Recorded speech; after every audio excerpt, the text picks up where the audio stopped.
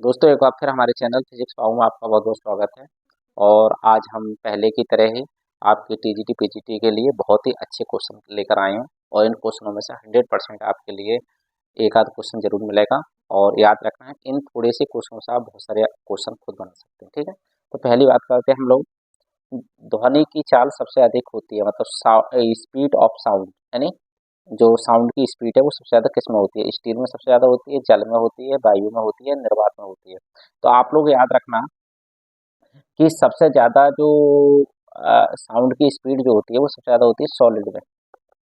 Solid से कम होती है लिक्विड में, और लिक्विड से भी कम होती है किस में? गैस में। ठीक है। और बात रही वैक्यूम, तो वैक्यूम में तो बिल्कुल जीरो होती है, वैक्यूम में साउंड नहीं चलती है, ये आप ध्यान रखना। ठीक है।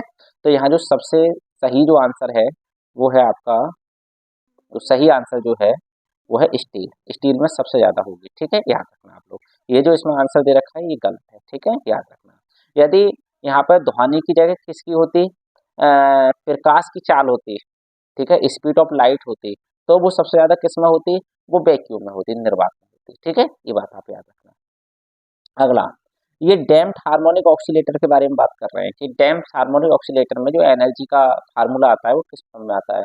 तो आप याद रखना, ये आता है, ये जो ऑप्शन है आपका ये बिल्कुल सही है, पहला ऑप्शन ये आता है, ई इजकल टू ई नॉट। कायदे में ये इस तरह से आता है, ई की पावर 2 RT। ठीक है। और इसे 2 R के लिए हम क्या लिख सकते हैं?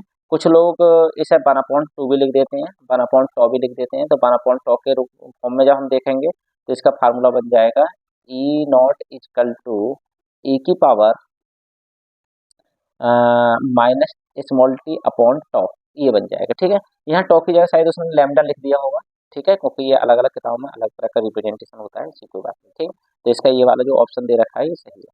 अगला, ये कहता है सरल आवर्त गति में गतिज ऊर्जा मतलब काइनेटिक एनर्जी कहाँ पर मैक्सिमम होती है? जैसे कि ये सपोज करो आप, ये सिंपल हार्मोनिक मोशन हमने ले लिया, ये सिंपल हार्मोनिक मोशन में ये सिंपल पेंडुलम हमने ले लिया। ठीक है। तो ये यहाँ तक जाएगा, मैक्सिमम यहाँ तक पहुँचा, इधर मैक्सिमम यहाँ तक पहुँचा। तो याद रखना, यहाँ पर तो सबसे ज़्यादा होगी पोटेंशियल एनर्जी, और यहाँ पर जो होगी सबसे ज़्यादा काइनेटिक एनर्जी होगी। ठीक है। यहाँ पर विस्थापन जीरो होता है, और यहाँ पर विस्थापन जो होता है, डिस्प्लेसमेंट जो होता है, यहाँ पर मैक्सिमम होता है, यहाँ पर जीरो होता है। ठीक है। तो याद रखना, काइनेटिक एनर्जी कहाँ पर होगा? जहाँ पर मिनिमम डिस्प्लेसमेंट होगा, इस जगह होगा। ठीक है, ये सबसे ज़्यादा यहाँ पर काइनेटिक एनर्जी होगी। और यदि पोटेंशियल एनर्जी आपसे पूछे तो यहाँ पर एंड पर, एंड का मतलब जहाँ पे डिस्प्लेसमेंट मैक्सिमम है। ठीक, ये आप लोग याद रखना। अगला क्वेश्चन, अगला क्वेश्चन है differential equations of the wave. बहुत इंपॉर्टेंट क्वेश्चन है और ये आता भी है। तो डिफरेंशियल इक्वेशंस ऑफ वेव जो होती है वो इस फॉर्म में होती है। ठीक है, याद रखना आप लोग। ठीक, हाँ, मतलब टी के साथ में बी होता है, ऐसे करके आइडिया लगा लेना। अगला, अगला इसमें पूछ रहा है कि एक सरल आवर्त गति की इक्वेशन है, तो बाई बराबर आप जानते हैं, जनरल समीकरण से आप इसकी तुलना कर दो, ओमेगा टी है ना माइनस की एक्स, इस तरह से आ जाएगा। तो ओमेगा, हमें फ्रिक्वेंसी पूछ रहा है तो ओमेगा से देख लें। तो ओमेगा बराबर कितना हो गया? 3 1 4 हो गया है ना, 314 दे रखा है। और आपको एन देखना है, तो एन बराबर होता है ओमेगा बटे 2 पाई, है ना। और ओमेगा का मान यहाँ पे लगा देते हैं हम, तो ये आ जाएगा 314 है नहीं बटे 2 गुणा पाई का मान 3.14, पॉइंट हटाए यहाँ पे 2 जीरो, तो ये पूरा कितने बार कट गया? 100 बार, और 100 को फिर 2 से काटेंगे तो 50। तो ये आंसर सही है। ठीक है, 50 हट जाएगी। नेक्स्ट, ये कहता है the reference frame where fundamental law of the physics are invariant. Invariant का मतलब चेंज नहीं होते हैं। तो ऐसे यदि जो फ्रेम होते हैं उन्हें हम जो कहते हैं इनर्शियल फ्रेम कहते हैं। क्या कहते हैं? इनर्शियल फ्रेम कहते हैं। ठीक है, याद रखना आप लोग। नेक्स्ट, ये कहता है conservation of linear momentum principle is equivalent to. याद रखना, जो conservation of linear momentum principle जो होता है वो किसके इक्विवेलेंट होता है? तो याद रखना आप लोग, ये थर्ड लॉ के होता है, न्यूटन्स थर्ड लॉ पे होता है नहीं। ये जो इसमें क्वेश्चन में आंसर दे रखा है सेकंड लॉ के नहीं, ये सेकंड लॉ के नहीं होता है। सेकंड लॉ से तो ये ड्राइव करा जाता है। ठीक है, तो ये आंसर इसमें गलत है। तो सही आप लोग याद रखना कि कंजर्वेशन ऑफ लीनियर मोमेंटम का जो प्रिंसिपल है that is equivalent to the Newton's third law. Okay, next question, rocket का प्रिंसिपल किस पर वर्क करता है? ठीक है, रॉकेट का, rocket works on the principle of, मतलब किस प्रिंसिपल पर रॉकेट वर्क करता है? तो आप कह सकते हैं, है ना, किस पर? Law of conservation of linear momentum या न्यूटन्स थर्ड लॉ पर, है नहीं, क्योंकि वो दोनों एक दूसरे के इक्विवेलेंट है। ठीक, नेक्स्ट, नेक्स्ट इसमें एक क्वेश्चन है, बहुत अच्छा क्वेश्चन है भाई ये।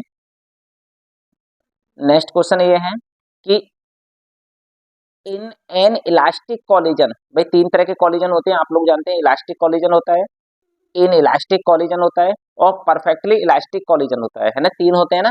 तो आप लोग याद रखना कि इन तीनों में, मैं काम की बात बता रहा हूँ आप लोगों को, बिल्कुल ध्यान दीजिए। काइनेटिक एनर्जी चेंज होती है, लीनियर मोमेंटम जो होता है वो चेंज तीनों में नहीं होता है। लीनियर मोमेंटम सब में सेम होता है, लीनियर मोमेंटम भी सेम रहता है तीनों में, तीनों कॉलिजन में। और याद रखना जो टोटल एनर्जी होती है, टोटल जो एनर्जी होती है, ठीक है, वो भी हमेशा क्या रहती है, रिमेन द कांस्टेंट, वो भी कांस्टेंट रहती है।